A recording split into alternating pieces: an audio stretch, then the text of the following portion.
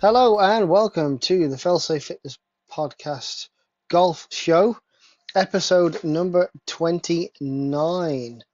My name, as always, is Michael Joshua. I am the owner of Failsafe Fitness Limited, and over the next sort of 30 minutes to an hour, I'll be talking you through what's been going on in the world of golf, what's been going on with the Failsafe business and what offers and things are coming up and are now available for all you good folk out there listening. If you do like the show, please like, subscribe, and share. Tell your friends about it. Over the last 4 weeks, we've been going into how to practice, how to get better, how to train, get some exercise, some mobility, flexibility, nutrition. I've gone into all of those things over the last 4 weeks. And off the back of that, some folk have actually sent me questions about how to set their golf bags up. So I'm going to go into the equipment basics this week for me. We'll go at the end of the show. We'll be talking about how I set my golf bag up personally and how you can set your golf bags up to have some success on the golf course as well. First up, as always, though, is to let you about a few new things available to you as a client of Failsafe Fitness Limited. So starting this very Tuesday, there is going to be a tune-up Tuesday. So for £25, you can book in and play 9 holes of golf with some eyes on. So I will be going around with you. We'll be taking a look at your golf swing. We'll be taking a look at your on-course performance. So that includes my instructor fee and also includes your green fee as well. So for £25, you can come round. It is limited to just 2 people. So, excuse me, 2 people can come and join me on a Tuesday evening at 5 o'clock to come and have a knock and see what needs improving on course. Because sometimes I've done lessons this year and people have turned up and said drivers off or irons are off or wedges are off. And we've taken a look at them and they're just on. And it might just have been they're having a bad day on the golf course. They're doing something a little bit weird. And seeing people play on course gives me the opportunity to see, okay, so how's their alignment? What are they thinking? Talk me through what they're thinking off the tee, their shots into greens, how they're putting, how they're reading the putts, etc., etc. And you'd be surprised by just actually externalizing what you're doing can actually improve when you think about what you're doing and you say it out loud. You think, well, actually, oh, that's wrong. I need to be aiming here, or I need to be doing that. And that's part of, course management and being out on golf course. So if you do want to join, you'll be able to book. Link is in the description. It's only available via the Played network, which is the app that Golf England run.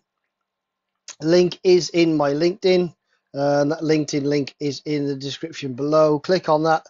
2 for Tuesday, £25 per person, 9 holes of golf, and we can take a look at what's going on course. Because you can get to the driving range and blast 100 balls down the range before you've even thought about it. Or some people can come and have a lesson and, oh, this is off, and really there's nothing wrong with it. It was just they were having a bad alignment day on course, and I can't see that. Also, 5 for 4 is still on right up until September the 1st. So I'm extending it till September the 1st. 5 for 4 on all other products.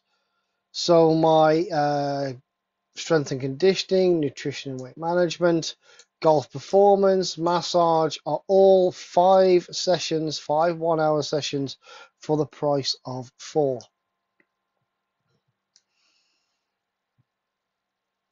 And that's pretty much what's going on with the company. Those are the new products. Also, as well, don't forget, links are in the description to My Protein and Bulk. If you've listened to the nutrition one, there's some great things out there. Clear Weight Isolate is a great way of keeping protein on the golf course. One of those, scoop of that in a bottle of water. There's peach tea. raspberry lemonade, things like that, especially in this hot weather. You're getting some hydration, you're getting some protein in, and you're not bonking out at the end of an 18-hole run. Excuse me, what? I've had some cashew nuts and everything seems to be stuck in my throat at the minute. It's not good. So, but probably a bad thing to eat before a podcast. But hey, healthy snacks, healthy fats. But yeah, take a look at it. Go and get yourself some protein. The more people that click those links, the more it's going to benefit both of us at the end of the day. So let's go on and get into the week that I've had. So it's been an interesting week. I've had a few clients come in. We've worked on mainly it's been an interesting week last week. It was a lot of alignment issues, something that I didn't really see a lot of earlier on in the season. It was more people just weren't turning the face over, or they were standing a little too wide and not being able to return the club face square. But now it just seems to be a lot of people are turning to aim in weird places.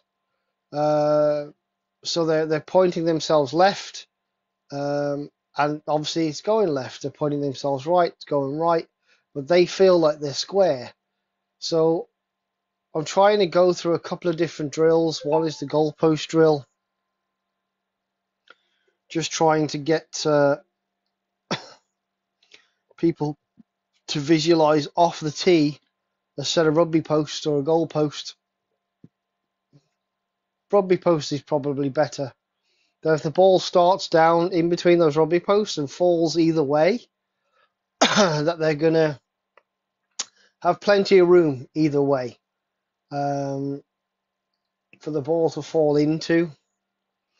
And obviously then they're on fairway, and from that then they can, if they're looking to get close to the green, they can use the rugby post again. Or we're looking at, okay, so what do we need to avoid? Is it a bunker left? Is it a bunker right? Is it a ditch short? Things like that.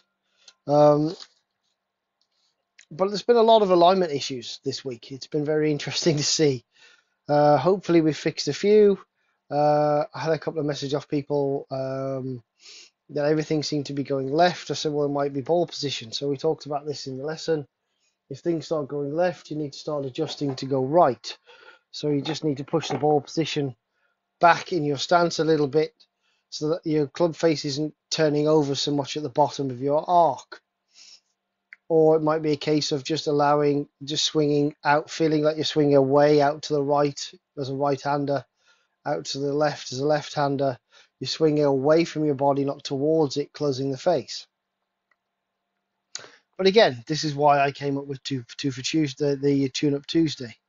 So yeah, that's been the main issue. Very delighted with a new client, came to see me. They'd been to see a couple of local pros, and I'm going to be honest, they broke him. He was broken, like fundamentally broken in his takeaway, because they wanted to stop him from slicing the golf ball, but all they did was stick him so far inside at takeaway. He had no choice but to come over the top. And when he came over the top, he's trying to hold it off. So driver was abysmal.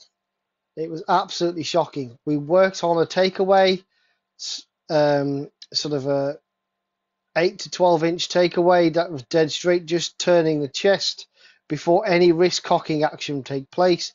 And we took it basically on a straight line, which some would say is outside of the arc, but he was literally from the ball inside. Like so, just immediately, the club head wouldn't even go back. It would just come straight inside, and it'd be straight over the top. And everything was funky, and they went and did a round. They hit, 8 out of 9 fairways, because obviously one of them's a par 3, and they beat their friend for only the second time this year and really played well. So, yeah, I'm pleased to say that what we did worked. They've took it on board. And, some people are visual learners, some people are, and golf is a very repetitive sport, but you need to build a repeatable swing. And what he had was, it was a shambles, especially with a driver in his hand. And we built something, just a couple of feels, the takeaway, and then letting those, feeling like the hands just drop before he adds any speed, and we straightened him out. The chippy feel, 50-yard chip, 100-yard chip, and then we were doing like a 3/4 swing with that drop, the takeaway, and then the hands drop and then drive. Yes, it's 3 swing thoughts for a swing, when ideally you only want one, but it worked. And it's one of those things that if he just keeps improving, keeps working on it, he's going to get better and better and better and better. And it was fantastic to see, and it's great news to fix someone like that. And that's what makes my job as a golf performance coach better, when someone is actually performing where they'd hit 1 out of 9 one out of 8 fairways, and they come back and say I've hit 8 out of 8. 8 out of 8 fairways, and the par 3 we don't count as a fairway. So yeah, fantastic result, and long may this continue. And if you want results like that, all the links are in the description to get in touch below. So yeah, happy note this week. Oh, and on a personal note, I finished second in my club championship, lost out by just a single shot. And this past Sunday, it was club championship Sunday, not club championship, captain's day, and I lost out by a single point. My OB drive on the second again, the only OB drive I'd put out of bounds in, I think it's been about 3 or 4 weeks. It's been a good 3 weeks since I've put a drive out of bounds. But that OB drive, put it out of bounds, ended up with a 7. If I'd have shot a 6, I would have got a point, and I would have won on countback on Stableford. But unfortunately, I lost by just 1 point on Stableford. So always the bridesmaid, never the bride. I'm hoping to continue with my Summer League success. Obviously finishing 5th in my first year, won it the year before last, finished 2nd last year, and was catching up rapidly. So I'm hoping that this season I can win again. My golf's pretty consistent. It's been somewhere between 40 and 43 for 9 holes over the last 3 or 4 weeks. Every round, I mean today, as Wednesday as it comes out, I actually shot a 42. A little disappointed, and again, I put a ball just a little blocky on the last. I hit driver, which I don't normally do, but hit driver, it was blocky. It's scuttled into the nettles, had to take a drop, and ended up with a 6 at the last. No point, which meant the wife beat me by a point. I was a bit annoyed by that. Again, always the bridesmaid, never the bride. Yeah, so my form's come back. It's been nice. And I played the par 5 to my fullest strengths. So I hit a 260-yard drive. I hit a 227 hybrid to basically pin high, chipped it on to about 3 feet, and hold that for a birdie. That's the best I've played the par 5 all year, and long may that continue. So let's talk about the big boys and girls then. So PGA Tour, LPGA, DP World, Live, and LET.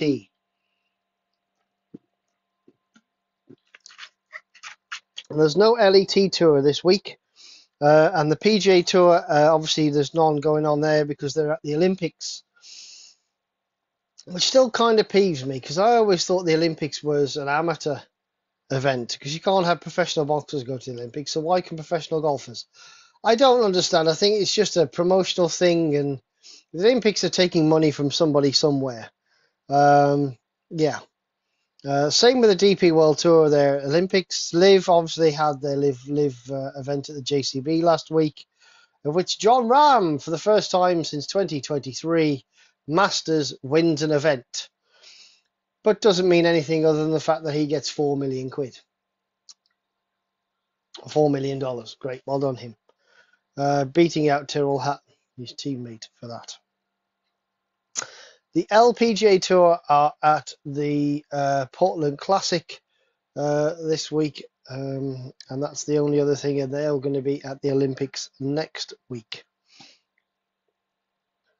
So let's look at things that are going on then, shall we? So first one for me that caught my eye this week was Tony Finau being confronted by protesters over an apparent financial dispute.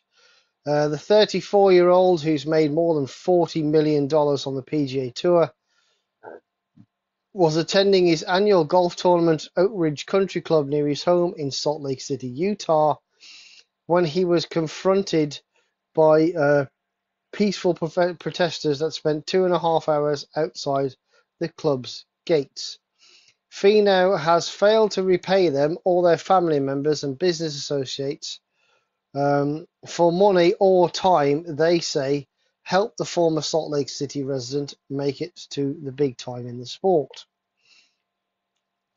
And this is, I don't know what to make of this, to be fair. I mean,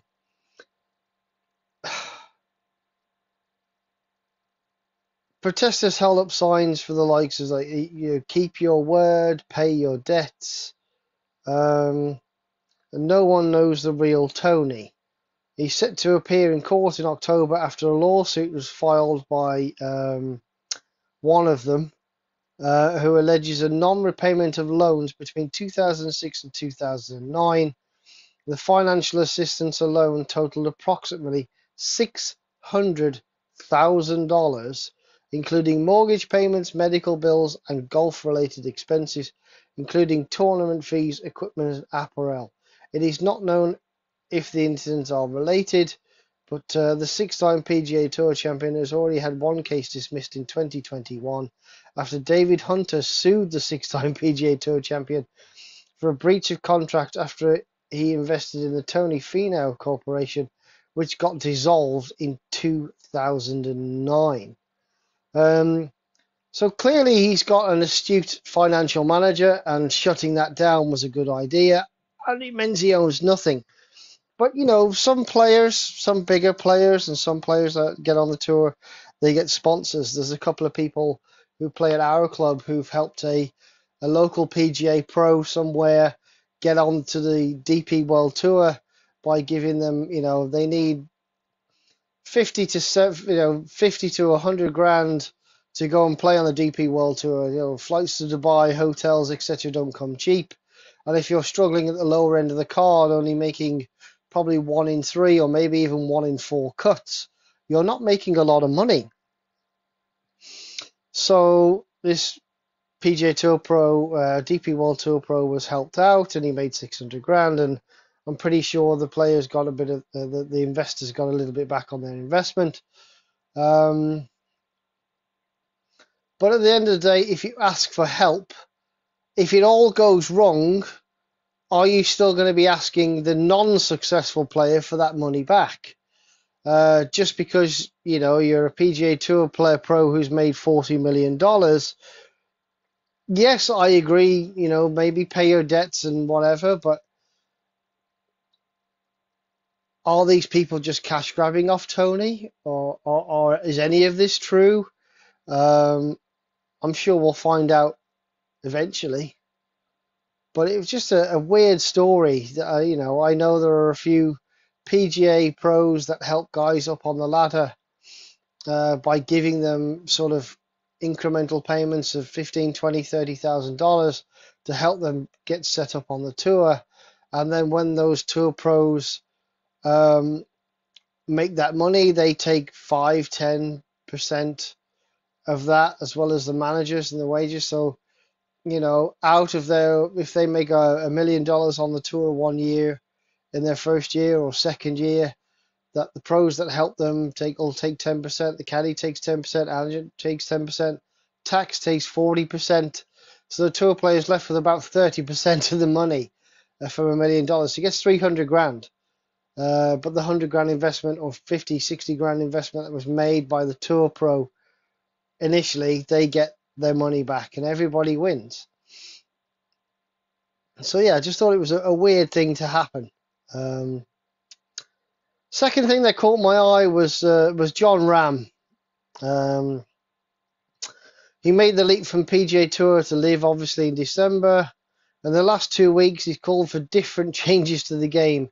He was pushing for the Saudi-backed league to introduce a links event before the Open, which I've got to admit, if they've got their head screwed on, they've got some of the best players in the world. They'd want to play on a links event before the Open. It would make sense. But if none of them are qualifying for the Open in a few years, then, we shall see. Now the 30-year-olds are called upon the Olympic Games to ditch his qualification system for the golf competition.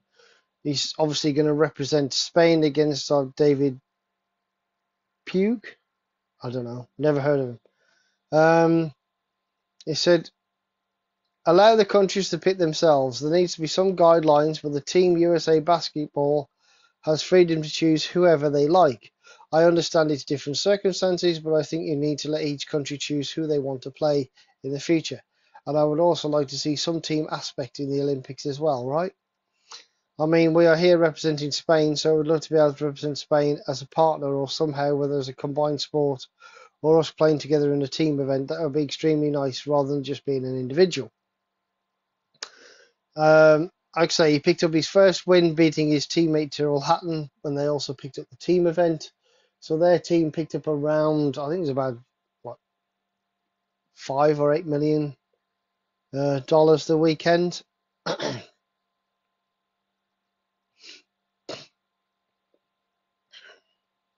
They got 4 team wins this year, and Ram gets his first win. So you want the best players to participate in any tournament and the best players to be representing their country.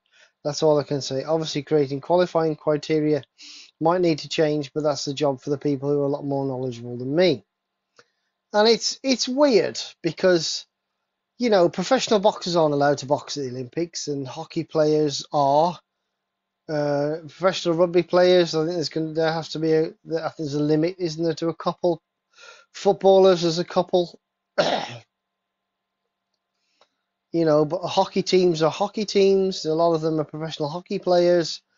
And then golf, there's no amateurs in the golf game.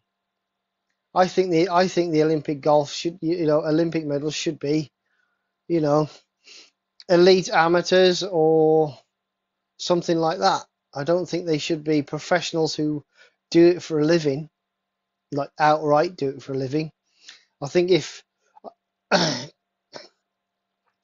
maybe I'm thinking in terms of qualification for the golf is that you haven't been a professional for more than 4 years, or you've only turned professional between Olympics. I think if you were a professional before the prior Olympics, then you're not allowed to qualify for the next Olympic Games. Just saying. I think if there should be a qualification process done by, Golf England, Golf Scotland, New Zealand, Isles, Wales, Great Britain, whoever the hell it may be. There should be some kind of tournament procedure, and those elite amateurs get to participate rather than it being full-time team pros who've just had 650 million dropped in their lap. Just a thought. What are your thoughts on it? Let me know.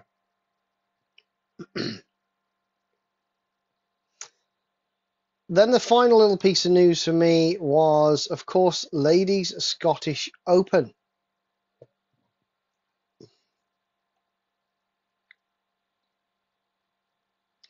One of Ghost's most prolific supporters will title sponsor the Women's Scottish Open from August 15th to 18th.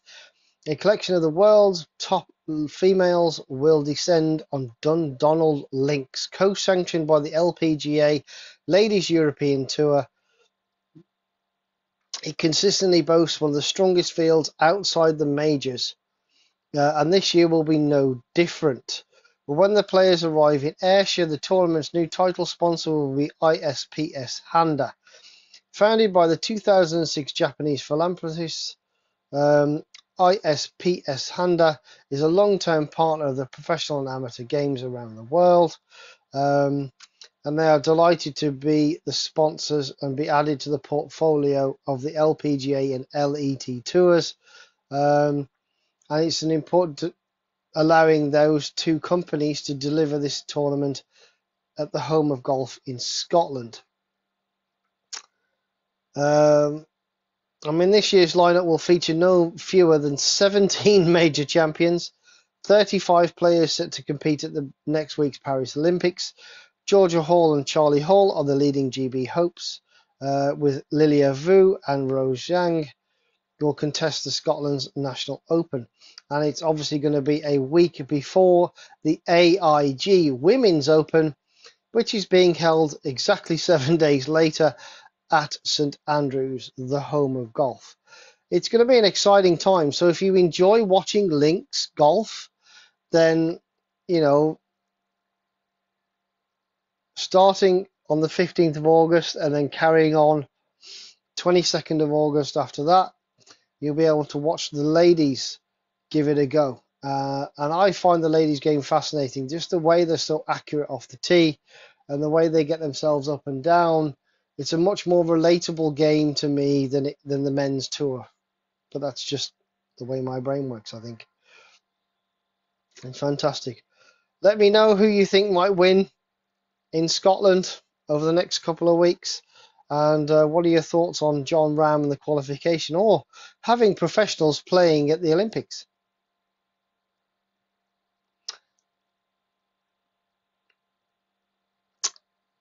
So, here we are then. The bit everybody's been waiting for, the bit everybody contacted me about last week was equipment. So I mentioned part of my prep for a golf course, part of my course strategy is having the right bounce on my wedges, the right clubs to go the right distance. So 3 wood's probably in the bag, but am I taking the 3-iron or the 4-iron off the tee?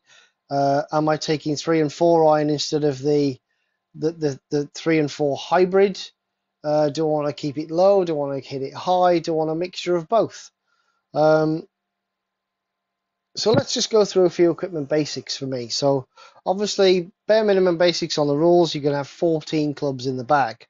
There's nothing stopping you carrying more than 14 clubs, but you have to nominate or deselect 2 of those clubs, and you can always take 16 or 18 or 20 clubs to a tournament, play your practice rounds with them, see how they go, and then remove the excess golf clubs, leave them in your hotel room or car before you tee off. 14 clubs are normally denominated with you need a putter, a driver, and then for me it's 3 or 5 wood. There are 7 and 9 woods available now, so the 7 and 9 wood will probably replace the long iron or the UDI or hybrids in the bag. And then you've probably got 5 to pitching wedge, giving you 11 clubs, some sort of gap wedge at 12, some sort of sand wedge for 13, and maybe a lob wedge at 14. And in that you could have a 2 or 3 iron UDI or a hybrid like me. I mean, my bag personally is set up so I've got enough at the bottom end of the bag to get me out of any tricky situation, and I've got more than enough at the top end of the bag to get me off a tee. So driver goes about 240, 250. 3 wood goes about anywhere between 230, round about 230 off the tee. Hybrid goes about 220 off the tee. Other hybrid goes about 210. I have a 3-iron that'll do 200 to 220. I've got a 4-iron, a little short 4-iron, which is a UDI, which goes about 200 yards. And then go from that, I've got 5-iron that'll go about 185, 190 off the tee. So I have options. I've got 6 to 7 options at the top end of the bag, and I have variations of that. So my driver, I've spoken to a lot of clients about this. I tend to have a lower lofted driver in the summer.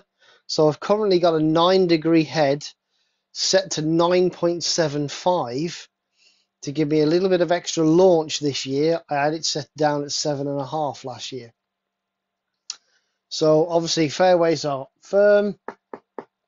I want the ball to get running, but 9.75 is giving me a little bit of extra launch, and that land angle is helping me get a little bit of extra rollout during the summer. And then in the winter, I've got a 10.5 degree head, which means I have options to take that down to 9, or I can take it all the way up to 12 degrees. So very thick, dense air, heavy rain, I'm going to crank that to 12 degrees. I'm going to try and carry it as far as I can, because I know it's not going to roll anyway. It's just going to plug in a fairway anyway. So there's options winter and summer. Putter doesn't really change. And I've already said I've got the two hybrids in the bag. I can swap one of those out. So the 19 degree hybrid can come out for a 4-iron. The 22 degree hybrid can come out for a 3-iron. Those two things can be swapped interchanged. So whether I want to hit whether I'm going to be hitting into wind, I want to keep a 3-iron low, or I want high approach shots from the hybrids with a bit more punch. I have options off the deck.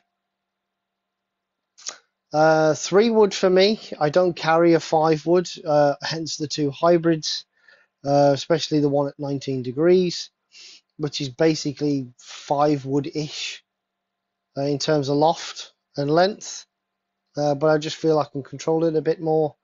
So my 3-wood, again, I have two options for that 3-wood. I've got a sort of a summerish shallow face tour edge, absolute little rocket ship. It's been misbehaving a little bit recently, but it's a nice little rocket ship head that I don't have to swing hard at it for it to be punted out there off the deck or off the tee. And I've got another tour edge with a slightly almost like a Titleist type of head, a bit more round, bit deeper face, and that becomes a tee club if I know the driver's playing up. That gets and I'm not playing off the deck as much because I've got the hybrids in the bag. I have options. That's how I set my clubs up. And obviously, for me, I have 5 to pitching wedge in the Callies.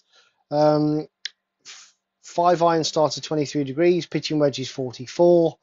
My wedges are getting a bit old and worn now, so my gap wedge is a 52 degree. I have a 56 degree sand wedge at 14 degrees bounce, and a 60 degree lob wedge with 12 degrees of bounce. So I've got a lot of bounce on the high end of wedges and a 10 degree medium bounce on my gap wedge, but those grooves they're going to be relegated soon to just a backup set or travel set, because they are a little bit battered. I need to hint wife if she's listening to this. I don't think she does. No, she does. She tested for me. So that's going to be new wedges in the bag this year, and maybe a new driver at the start of next season. So that's how I set my bag up. So I've got plenty of options at the low end of the bag. I've got enough bounce, and I don't use a lot of loft round greens anyway, unless I have to. I like to have a lot of things off the tee. So 2 things are struggling off the tee. I still have options in there for another 2 or 3 things to go off the tee as well. So yeah, and also when you're setting your bag up for a round, something I'll keep banging the drum on is balls. A lot of people say balls don't make a difference to me. They do. They really do, because if you've been playing a Pro V1 for 3 holes and you pump that out of bounds and you pull a Slazenger out the bag, those balls are very differently constructed. They're very differently priced. One is a premium golf ball and one is an absolute cheapo pile of crap that isn't going to spin, isn't going to stop, and it's going to feel awful off your wedges. Going to pop high, no spin. You might get some distance out of it off the driver, but it's probably going to compress a lot more than the Pro V1. So yeah, they're very different. So biggest advice, again, balls, same model, same brand. So if you lose one, you're just hitting the exact same ball. You're not, and God forbid, no lake balls And if you do have a find me and you want to give it a try, I'm not against that, but not in the middle of a competition round. Oh, I'm going to use this Titleist True Feel I found yesterday. No, stick with the ball that you know, so you know how it's going to react off the driver, off the irons, off the wedges, off the putter. By all means, test golf balls when you're not playing in comps. But when you're playing in comps and you're swapping ball left, right, and centre, that's a problem and against the rules. Always keep a couple of gloves in your bag, so if one gets ruined, you've got a replacement. Again, gloves don't really matter. It doesn't matter what brand. Two or three. I tend to have Stubert ones. They're quite comfy. And obviously, winter, have yourselves a couple of pairs of rain gloves, just to keep hold of those golf clubs in the rain. Tees. Now, for me, I tend to like a sort of a medium, sort of 2.5 inch plastic tee, and I use the Pink Castle tees for my driver. And that's it. I don't carry. I do carry other tees with me, but those are the two tees, my go-to tees. That's it. So if I lose, I've run out of pink tees, I can still use the 2.5 inch. I can hit a squeezy driver out there, but that 2.5 inch tee can be dumped in the ground, and I can just pump wherever I like, whether it be an iron or a driver, hybrid 3-wood off that tee. The pink tees are just so I keep my drive consistent, and they're teed up at the same height all the time. Yeah. And obviously, of course, for me as well, keeping your grooves clean. So every time you hit a shot, I explain this to everybody I meet and everybody I play with. I like to hit a shot, look at the club face, where did it come out, heel, toe, high, low, middle, whatever. So if I have to hit that shot in the club again, I know that's more than likely I've hit it twice at the toe. I need to set the ball in the heel and really get it turning, get the center of the club on it, not the bloody toe, and turning it over. Every shot, I'm just giving it a wipe with a towel, little stiff brush to get the dirt out the grooves. Clean grooves means that those grooves are gripping onto the cover of the golf ball and creating some spin and giving you opportunities to hold greens with those longer irons or wedges. Simple things make a big difference. And the last thing I'll say on equipment setup is I like to have a 2-towel system. And I think a few people have adopted this over the years. I tend to use pink and black. Pink is for me, black is for my clubs. But it doesn't really matter. As long as they're two different colours. I don't have like a bottle green and a navy blue, because sometimes they look the goddamn same. But, two distinct different colours. So if you're putting sun cream on, especially in the summer, I tend to find my hands are greasy. So I don't want to be wiping my hands on a dirty towel that I've just wiped a load of mud off my grooves with and have dirt over my hands as well as grease. So if I've got a towel for me, for my sweaty forehead, for my hands, whatever it may be, I can clean myself up and know that my hands are dry and clean. And the other one is just for my ball, for my grooves on my club. And that's about it. That's, for me, is the perfect equipment setup for anyone to abide by. Make sure you've got at least 3 options off the tee when it comes to playing golf, whether that be a hybrid and a fairway wood and a driver, or driver and a couple of long irons, or a UDI that you can hit off the tee as a backup. And don't just go to the driving range when you're practicing and hit driver. Make sure that the other 2 skills, the fairway wood and the long iron, are there, because as the driver plays up, you've got those other 2 options there. So split them about 30% each when you go to the driving range. So driver starts to go left on me, I'm going to hit this hybrid. Hybrid and driver are playing up, I'm going to hit this 3-iron. Or UDI, whatever it may be. 5-wood. And that's pretty much it for this week. Thank you very much for listening. I hope I haven't bored you too much about equipment, but it is a very integral part of the bag that you have enough things in the bag to hit off the tee if something goes awry, and you've got enough things at the lower end of the bag to hit into greens with enough control to get yourselves up and down. The bit in between, if you can muddle it round in between, great. But good tee shots and good approaches are normally, followed or preceded by a decent or semi-decent approach shot anyway. So, yeah. Again, thank you for listening. Go and use the links in the description. Tune Up Tuesdays is now live. Link is in the description in my LinkedIn. So click the LinkedIn link and go to the played. All those offers will be available on there. 5 for 4 is now on till the 1st of October. Enjoy your golf, and if you're not, come and see me. I'll sort you out with a lesson and we'll get your golf game fixed ASAP. Hope you've enjoyed listening. What are your thoughts on qualification for the Olympics? Should professionals be playing in the Olympics in any of the sports, let alone in golf? Have a great week, everybody. We'll see you again soon. I'm Michael signing off. Bye bye.